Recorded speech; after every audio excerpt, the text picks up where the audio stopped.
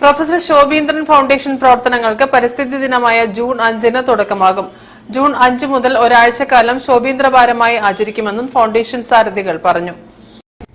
June 5 മുതൽ ഒരാഴ്ചക്കാലം ശോഭീന്ദ്രവാരം എന്ന രീതിയിൽ നടത്താൻ ഉദ്ദേശിക്കുന്നു.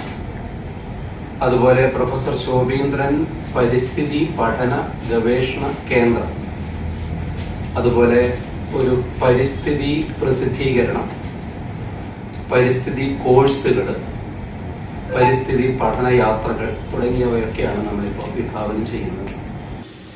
ശോഭീന്ദ്ര വാരാചരണത്തിന് പുറമെ പ്രൊഫസർ ശോഭീന്ദ്രൻ പരിസ്ഥിതി പഠന ഗവേഷണ കേന്ദ്രത്തിന് കീഴിൽ പരിസ്ഥിതി കോഴ്സുകൾ, പരിസ്ഥിതി പ്രസിദ്ധീകരണം, പരിസ്ഥിതി പഠനയാത്രകൾ തുടങ്ങിയവയും സംഘടിപ്പിക്കും.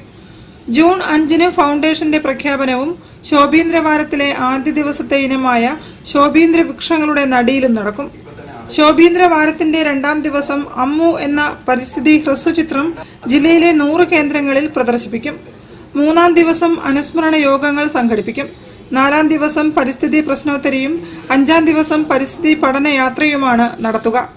6-ാം ദിവസം ശോഭീന്ദ്ര വര എന്ന പേരിൽ ചിത്രരചന പരിപാടി സംഘടിപ്പിക്കും. 7-ാം ദിവസം കുറ്റ്യാടിയിൽ പരിസ്ഥിതി സംഗമത്തോടെ ശോഭീന്ദ്ര വാരാചരണ പരിപാടികൾ സമാപിക്കുമെന്നും പ്രൊഫസർ ശോഭീന്ദ്രൻ ഫൗണ്ടേഷൻ രക്ഷാധികാരി ദീപേഷ് കരിമ്പുകര, പ്രസിഡന്റ് വടയക്കണ്ടി നാരായണൻ, സെക്രട്ടറി സെഡ്ഡെ സൽമാൻ തുടങ്ങിയവർ വാർത്താസമ്മേളനത്തിൽ പറഞ്ഞു. News bureau, Kozhikode. വാർത്തകളിൽ ഇനി മറ്റൊരിടവേള.